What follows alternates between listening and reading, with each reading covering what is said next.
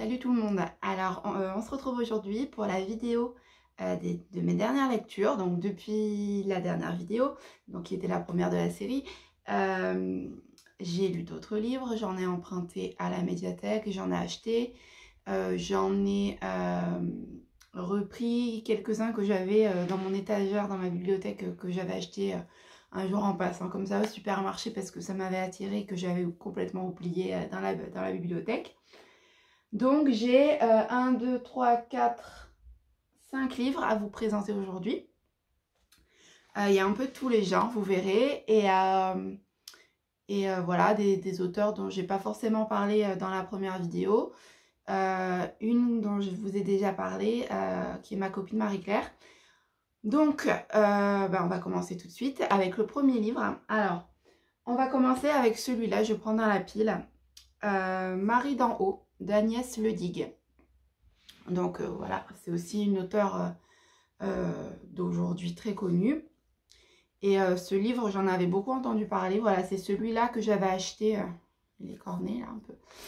C'est celui-là que j'avais acheté en passant dans le rayon du supermarché et que j'avais oublié dans ma bibliothèque. Donc en refaisant le tri il y a quelques temps, je suis retombée dessus. Je me suis dit, voilà, j'en entends beaucoup parler de ce livre, donc ça vaut peut-être le coup de le lire. Et j'ai bien fait. J'ai adoré ce livre. Ça raconte l'histoire d'une rencontre entre un policier, un jeune homme, enfin il a 37 je crois, 37 ans.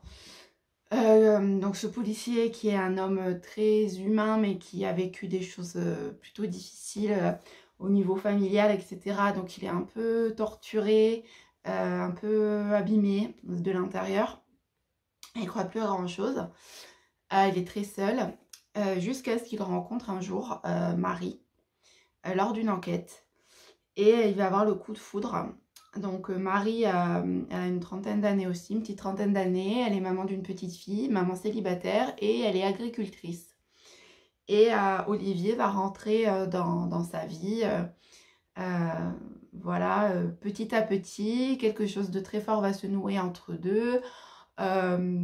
Voilà, et entre lui et la petite fille aussi. Et voilà, je ne vais pas trop vous en dire comme d'habitude, mais c'est une très très belle histoire d'amour, très forte, qui m'a bouleversée. Et enfin vraiment, c'est raconté de manière simple, fluide. Voilà, vous savez maintenant que j'adore ça. Et ça touche vraiment. Enfin moi, ça m'a beaucoup touchée. J'ai fini ce livre en larmes. Mais littéralement, c'est pas juste une expression. J'étais vraiment en larmes quand j'ai terminé ce livre. Donc voilà, je vous le conseille si vous aimez les belles histoires, les beaux sentiments, les évidences, la notion de il faut toujours y croire et ça nous tombe parfois dessus sans qu'on s'y attende ou quand on n'y croit plus. Donc voilà, mon premier gros coup de cœur de ce mois, c'est Marie d'en haut d'Agnès Ledigue. Et j'ai bien l'intention de lire plein de livres d'elle parce que s'ils sont tous de ce niveau-là, je sais déjà que je vais adorer et j'ai hâte de découvrir les autres. Voilà, donc je vous le conseille. Mon premier coup de cœur. Alors, le deuxième livre que j'ai lu ce mois-ci, alors je l'ai déjà rendu à la bibliothèque, je l'avais pris à la bibliothèque, donc je vous ai mis sur la tablette la couverture, c'est de Musique et d'ombre de Marie-Claire Touillat. Voilà, comme ça vous avez la couverture aussi. Donc Marie-Claire, je vous en ai parlé le mois dernier, c'est une copine auteure qui vit pas loin de chez moi et avec qui j'ai déjà des projets de travail en commun, on va dire. Donc c'est toujours une enquête policière. C'est le premier de sa série d'enquêtes policières avec le commissaire Zorro. Et donc ça se passe toujours dans le coin. Hein.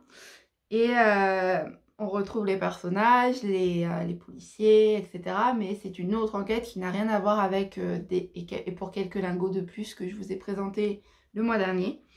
J'ai beaucoup aimé aussi ce roman. Comme je vous disais, les romans policiers, c'est pas forcément ma tasse de thé spécialement. Et pourtant, elle arrive à m'accrocher vraiment au niveau suspense, au niveau... ouais, on s'attache au personnage. Moi, je me suis beaucoup attachée à certains personnages comme au héros qui est au centre de l'enquête, Robin, qui est un jeune pianiste virtuose qui a un comportement très étrange depuis quelque temps. Il, il ne communique plus avec ses parents alors qu'ils étaient très proches. Quand même quand il était à l'autre bout du monde pour faire ses tournées, il était toujours en contact avec eux. Là, il a une attitude beaucoup plus distante, il envoie des mails très expéditifs, ses parents trouvent ça bizarre. Et puis aussi, ils ont remarqué que quand il, par exemple, passe à la télé, il a une cicatrice normalement assez visible sur l'oreille et que là, elle n'y est plus, la cicatrice. Donc voilà, on se demande, mais qu'est-ce qui s'est passé, pourquoi il a changé autant et pourquoi il est là sans être là en fait. Donc je me suis beaucoup attachée à Robin parce que même si tout le long du livre on ne sait pas où il est, on ne sait pas vraiment qui il est, certaines personnes nous parlent de lui, certaines personnes proches, mais il fait pas partie, c'est pas un personnage qui est présent, il est présent par la parole des autres en fait. Et on ne le suit pas lui pendant une bonne partie du livre. Il y a aussi son cousin que j'ai adoré, Nicolas, qui est hyper généreux, hyper franc, hyper ouvert, hyper... voilà. On a envie de le connaître, on a envie d'être son pote en fait. Et j'ai beaucoup aimé aussi le personnage d'une vieille dame, Madame Priolet, j'ai noté pour pas oublier, qui est enfin voilà, qui est adorable et rigolote et une petite mamie, voilà, dynamique à fond et tout. Enfin voilà, j'ai adoré ce personnage aussi. Et j'ai été cueillie complètement à la fin du livre, sans vous dire ce qui s'est passé. Mais pareil, j'ai pleuré pour de vrai. J'ai eu le cœur qui bat, j'arrivais pas à lâcher le livre. Je l'ai pas lu en un soir, mais je l'ai lu en très peu de temps parce que même si je me disais certains soirs j'étais fatiguée, allez, je lis 10 minutes, pas moyen de le lâcher au bout des 10 minutes. Donc il y a certains soirs où Marie-Claire, tu m'as fait veiller un peu trop tard. Mais voilà, j'ai beaucoup aimé. Maintenant, je sais qu'il y en a encore un autre et un autre à venir avec le même enquêteur que j'adore aussi, Zorro, je l'adore. Et voilà, donc voilà, de musique et d'ombre. Je regrette pas du tout de l'avoir emprunté à la bibliothèque. Je voulais voir si ma première impression que j'avais eu pour quelques lingots de plus se confirmait. Et ça se confirme. J'adore sa façon d'écrire et j'adore sa façon de mener les intrigues et de nous faire plonger dedans avec plein de petits procédés. Voilà, les personnages. Voilà, elle est forte. Donc voilà, de musique et d'ombre de Marie-Claire Touillat. Je ne peux pas vous le présenter physiquement puisque je l'ai déjà rendu, mais voilà, je voulais vous en parler quand même parce que ça fait partie de ma lecture coup de cœur du mois de mai. Et on passe au troisième livre. Alors le troisième, c'est le dernier que j'ai fini de lire il y a 2 jours. Oui, avant-hier, je l'ai fini. C'est aussi un livre que j'ai pris à la médiathèque. J'en avais entendu parler de cet auteur puisqu'il a sorti il n'y a pas longtemps un nouveau roman dont on a beaucoup parlé... on a beaucoup parlé sur les groupes de lecture ou même voilà, dans les journaux, etc. C'est Julien Sandrel. Et quand j'ai trouvé ce roman à la médiathèque, je me suis dit, tiens, je vais le découvrir puisqu'on en entend beaucoup parler, je vais voir ce que ça donne. Donc c'était celui-là, c'est pas le dernier, hein, c'est je sais pas le combientième qu'il a écrit. Ça s'appelle La Chambre des Merveilles. Rien que la couverture, je la trouve trop belle, toute simple, mais ça donne envie de lire. Quoi vous dire sur ce livre? On va dire, vous allez dire, elle a des coups de cœur pour tous les livres qu'elle lit. Écoutez, pour l'instant, de tous ceux que j'ai lus ces derniers temps, je les ai tous aimés. Donc, comme je vous l'ai dit la dernière fois, il arrivera peut-être un jour où j'en aimerai moins un. Est-ce que je vous le présenterai? Je ne sais pas, parce que j'ai envie que ça reste des vidéos positives. Et je sais en tant qu'auteur que si quelqu'un dans une vidéo venait à présenter mon livre comme étant un livre qu'il n'a pas aimé pour telle ou telle raison, ça me ferait mal, même s'il faut accepter la critique, bien sûr. Voilà, pour moi, quand on n'aime pas quelque chose, ben on se tait. Voilà, on n'en parle pas, on lui fait pas de publicité, mais on va pas lui faire une publicité négative, je vois pas l'intérêt, personnellement. Donc, voilà, dans ce cas-là, je préfère ne rien dire et ne pas vous parler du livre en question. Donc on va partir là-dessus. Pour toutes mes vidéos lecture, je ne parlerai que des livres qui m'ont plu. Et comme ça vous donnera envie peut-être de les lire. Donc, La Chambre des Merveilles m'a bouleversée, lui aussi pour d'autres raisons.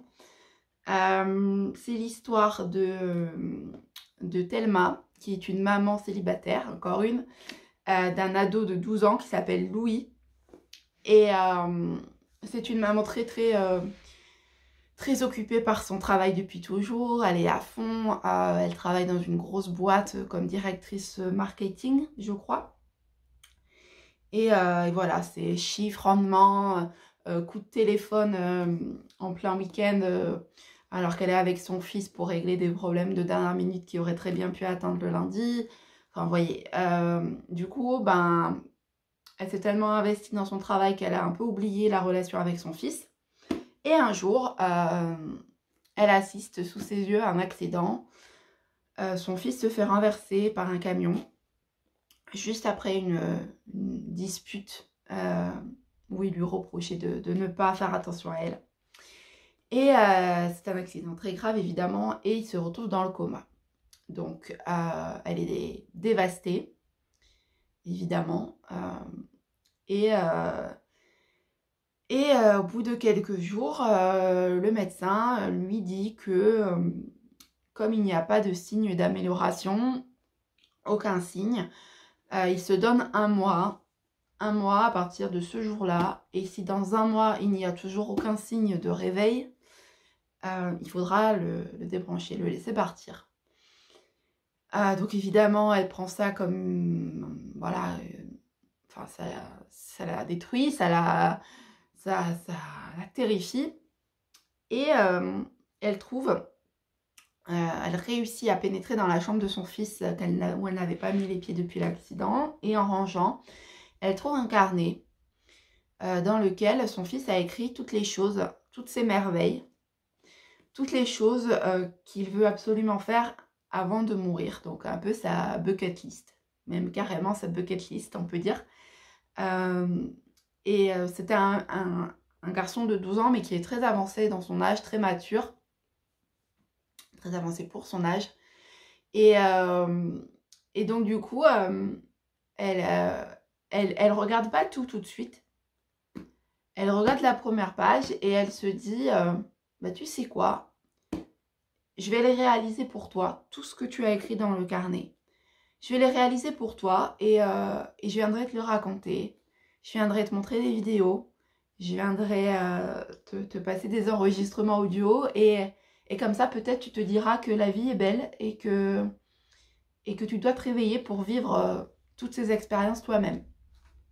Donc dès le soir, elle réserve un billet d'avion. Elle part à l'autre bout du monde pour réaliser le premier vœu de la liste. Et ça va la révéler à elle-même. Elle va se rendre compte, donc elle a démissionné entre-temps parce qu'elle s'est rendue compte que non, ça ne pouvait pas durer ce travail qui l'a bouffé complètement. Et elle se rend compte que voilà, qu'elle est passée à côté de tellement de choses dans sa vie à cause de ça et que maintenant il est temps de vivre parce que la vie est courte. Et en réalisant tous les souhaits de son fils, alors il y en a qui sont complètement farfelus, mais oui, elle vit en fait. Elle retrouve sa mère aussi, puisque elle ne l'avait pas perdue, mais elles avaient un rapport toujours un peu conflictuel, puisque sa mère est très libre justement dans sa tête, dans sa manière de penser, et elle était complètement psychorigide. Donc voilà, c'est une très belle histoire. Je vous dis pas comment ça se termine, mais pareil, j'ai pas pleuré. J'ai ri parfois parce qu'il y a des choses très drôles. Mais ça m'a vachement secouée au point que quand je l'ai fini un soir à presque minuit. Je voulais absolument le terminer et j'ai eu beaucoup de mal à... je me suis endormie et je me suis réveillée et je me suis rendormie. Et à chaque fois que je me réveillais, j'étais en train de me dire mais je voyais des scènes en fait du livre dans ma tête. Et je savais plus si je rêvais, donc si je dormais et que je rêvais, ou si je dormais pas. Et voilà, ça m'a un peu perturbée, ça m'a un peu chamboulé cette histoire. Parce que clairement, bon, voilà, beaucoup de détails pris, mais c'est un peu mon histoire, on va dire. Comme voilà, je suis aussi un peu en pleine crise de la quarantaine à remettre beaucoup de choses en question dans ma vie. Et là, c'est un peu ça aussi, voilà. Et donc, c'est ce fils qui est dans le coma, mais qui va quand même réussir à la faire changer, à la faire voir que la vie, c'est pas le travail, que voilà, il faut vivre avant qu'il soit trop tard. Et voilà, c'est écrit le livre qui vous fera pleurer de bonheur. Alors, j'ai pas pleuré de bonheur, mais j'ai ressenti beaucoup de bonnes ondes et de bonnes vibrations. Donc, je vous le conseille aussi, gros coup de cœur ce livre. Et maintenant que j'ai découvert Julien Sandrel, je compte bien continuer avec d'autres livres pour d'autres mois. Et voilà, je suis très contente de l'avoir prise du coup. Ma mère m'avait dit qu'elle avait lu, qu'elle avait adoré, donc je comprends. Comme on a un peu beaucoup les mêmes goûts avec ma mère. Et voilà, je vous le conseille aussi ardemment. Et on passe au 4e livre. Alors, le 4e, c'est un livre un peu particulier. Je l'ai pris aussi à la médiathèque. J'ai fait une razzia la dernière fois. Alors la dernière fois, je me suis dit que j'y suis allée, je me suis dit, tu ne prends pas beaucoup de livres parce que tu en as déjà plein à lire à la maison. Et voilà. Mais le truc, c'est que j'en ai pris 2 qui étaient assez courts. D'ailleurs, celui-là, je l'ai lu en un soir. Donc du coup, ça a compensé un peu. Alors, ce livre, je ne sais pas si vous en avez entendu parler. Moi, je la suis, cette fille sur Insta. Enfin, je la suis sur son compte Amour solitaire, donc, puisque c'est le livre. C'est de Morgane Hortin. Et alors, c'est un livre très particulier. C'est pas un roman. Mais si on ne connaît pas l'histoire de comment ça a été fait, on pourrait croire que c'est un livre, alors particulier, mais que c'est vraiment une histoire d'amour de A à Z, avec les mêmes personnes. Ce qui s'est passé pour ce livre, c'est que Morgane Hortin, elle a créé un compte Instagram qui s'appelle donc Amour solitaire, et dans lequel elle partage, plein de messages d'amour que les gens se sont envoyés, plein de textos, et des textos assez marquants au niveau profondeur, au niveau intensité des sentiments, au niveau... voilà, c'est pas... je passe chercher le pain, quoi, c'est un peu plus évolué. Et donc elle partage, les gens lui envoient des messages qu'ils ont envie qu'elle partage, donc de leur message personnel, donc il n'y a aucun nom, hein, c'est toujours anonyme. Et il y a beaucoup de gens qui commentent, qui like et qui commentent ces messages parce qu'on se reconnaît tous à un moment donné dans un message qu'elle a publié, qu'on aurait pu écrire, qu'on aurait pu recevoir et qui nous touche. Voilà, moi j'adore ce compte. Et j'ai vu qu'elle avait sorti un livre, je crois même qu'elle en a sorti un 2e depuis. Celui-là c'est le 1er. Et en fait elle a pris plein de messages, 278 exactement, messages de gens différents du coup. Et elle a réussi à les combiner pour en faire une histoire d'amour entre 2 personnages du début à la fin. Donc de la rencontre jusqu'à la fin. Voilà, je ne dis pas comment ça se termine. Et en fait, voilà, ça se compose, ça se présente comme ça, vous voyez. C'est que des messages, hein. C'est que des messages, mais avec des dialogues, quoi. Hein. Mais que les personnages se disent... alors, il y a des pages où il n'y a rien. Puisqu'il y a des pages où il n'y a rien. C'est les pages où ils ne s'écrivent pas. Voilà, où ils se sont disputés, par exemple. J'essaie de vous en trouver. Vous voyez, 1er août, hop. Et puis, il y a des par exemple, le 2 août, il y a eu un début de message qui n'a jamais été envoyé, vous voyez. Voilà, ce genre de choses. Et puis, il y a des chapitres, hein, puisque c'est décomposé en plusieurs périodes, parce qu'il y a la rencontre, il y a les débuts, tu veux mon numéro, chapitre 1, voilà, chapitre 4, des poèmes de sensations, chapitre 8, nos adieux en silence, enfin vous voyez, c'est quand même décomposé comme un vrai roman avec des chapitres et des noms de chapitres, mais ce ne sont que des textos, des messages comme ça. Et du coup, ça se lit super vite, et c'est très... Voilà, on ne sait pas comment ça va se terminer. On sent qu'à des moments c'est tendu, mais parfois il se rattrape parce que c'est aussi une histoire d'évidence entre les deux. Et voilà. Et parfois, malheureusement, même l'évidence, ça ne suffit pas. Donc il y a des passages un peu tristes. Mais j'ai bien aimé. J'ai trouvé ça, je trouvais que c'était vraiment fort de sa part d'avoir réussi à faire que, euh, même si ce sont des gens différents qui se sont envoyés des messages, on pourrait croire que c'est les mêmes personnes, enfin, que c'est les mêmes personnes parce que ça colle parfaitement. Et ça a dû être un boulot de fou pour réussir à trouver justement la suite de l'histoire pour que ça reste cohérent. Donc voilà, j'ai beaucoup aimé aussi. Si vous voulez une petite lecture pas prise de tête et romantique, Amour solitaire de Morgane Hortin. Et maintenant, je vais essayer de trouver le 2 pour voir si elle a réussi le même tour de force dans le 2. On verra. Voilà, donc ça, c'était le 4e livre. Et on passe au dernier. Alors voilà, maintenant, ce dernier livre, le 5e, que j'ai pris aussi à la médiathèque. Le mois dernier, il n'y aura normalement pas de livre de la médiathèque, puisque j'ai décidé de le finir déjà, enfin de lire déjà quelques-uns que j'ai chez moi. Ma mère m'en a envoyé aussi pas mal. Et j'ai des livres de copines en e-book à lire aussi, que je veux lire avant tout. Donc, alors j'en ai commencé un hier, je vous en parlerai le mois prochain. Donc, Agnès Martin-Lugan, vous la connaissez, je pense, si vous aimez la littérature. Les gens heureux lisent et boivent du café.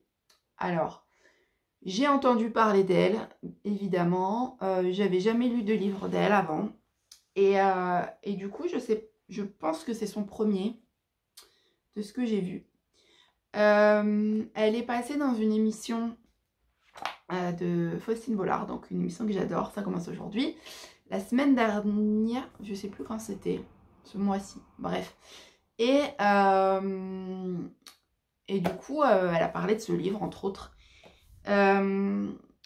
Et je l'ai pris parce qu'il était très court, hein, et que comme ça, je me suis dit, bon, en plus, c'est écrit gros à l'intérieur.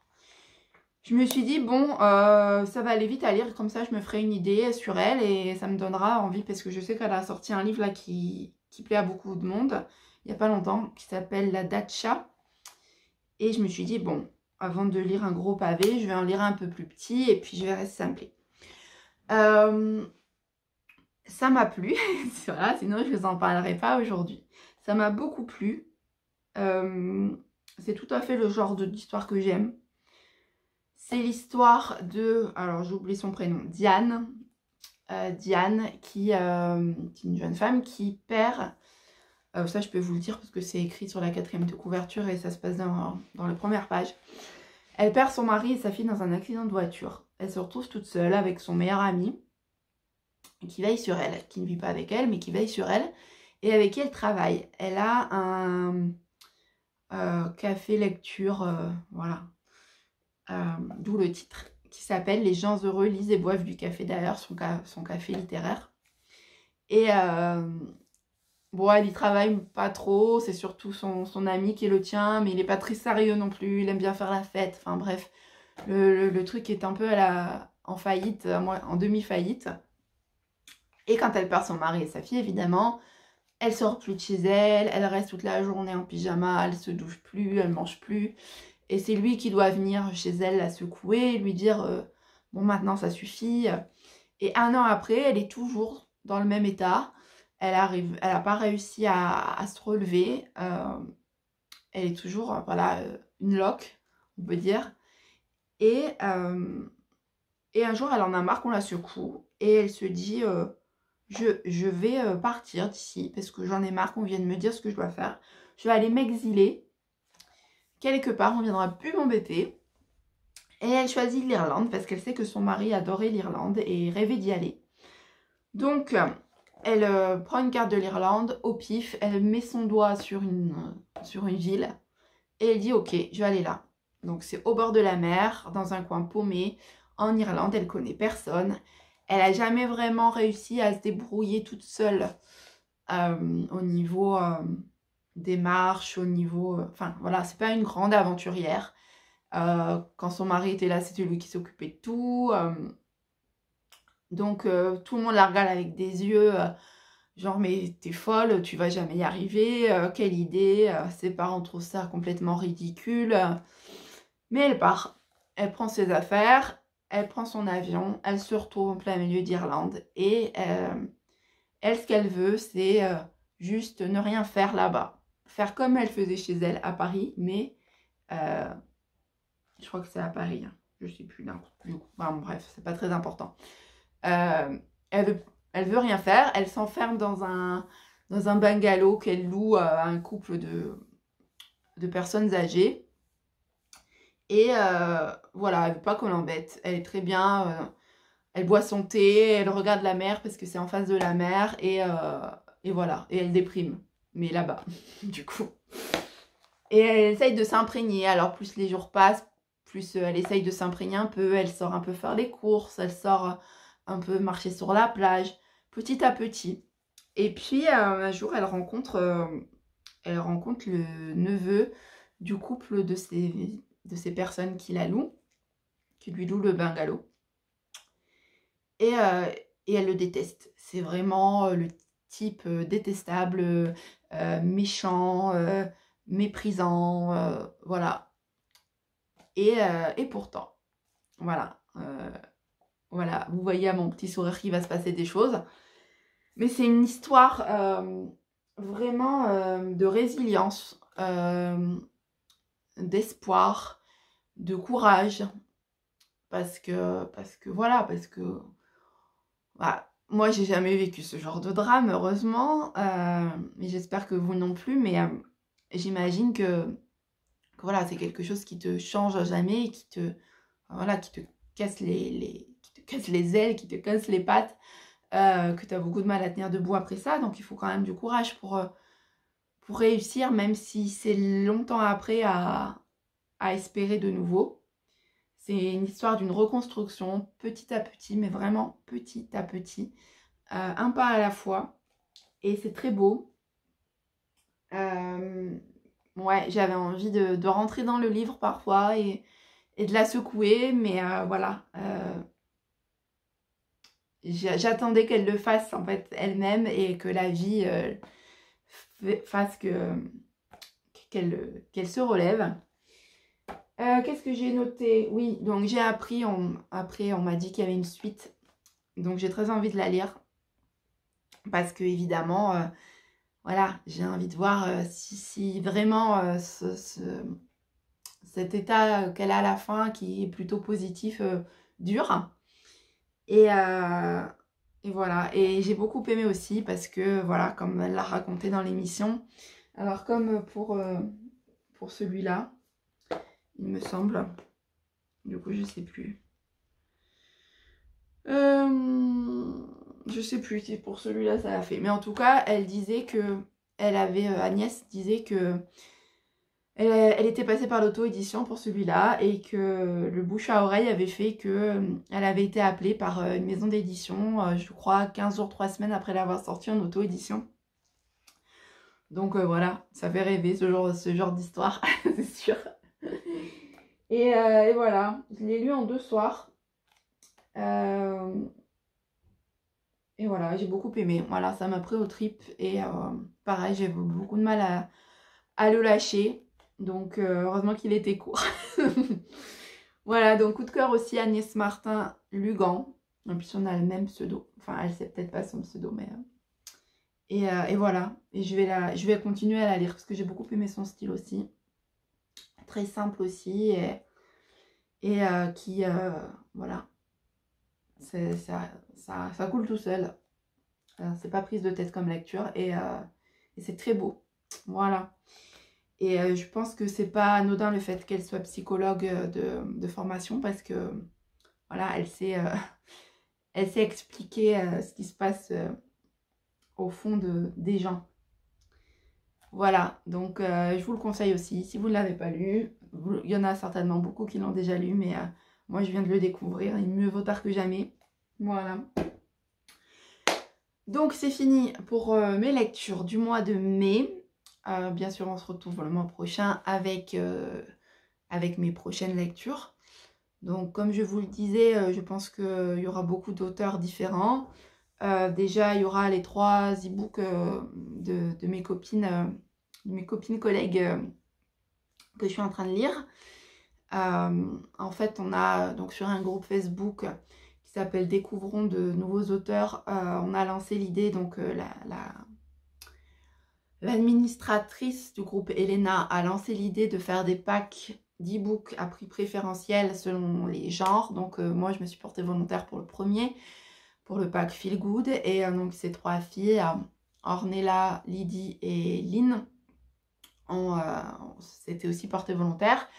Donc on a fait un pack d'e-books toutes les 4 et on s'est envoyé nos e-books pour pouvoir les lire et pouvoir en parler et faire un peu de promo pour le pack. Donc voilà, j'ai commencé celui d'Ornella et hier soir, ça me plaît beaucoup pour l'instant. Donc je vous en parlerai le mois prochain et je verrai si j'ai le temps de lire celui de Lynn et Lydie, mais je pense que oui. Voilà, je vous laisse pour l'instant. Je vous retrouve mardi prochain pour une autre vidéo. Et prenez soin de vous en attendant. Je vous fais des bisous. Je vous souhaite une bonne journée, une bonne soirée. N'hésitez pas à me dire en commentaire, que ce soit sur YouTube ou sur les réseaux, qu'est-ce que vous êtes en train de lire, quels sont vos coups de cœur du moment. Comme ça, je regarderai aussi s'il y a des choses qui peuvent être dans le genre de lecture que j'aime et ça peut me faire découvrir de nouveaux livres. Voilà, je vous embrasse. Je vous dis à bientôt. Bisous, prenez soin de vous. Bisous.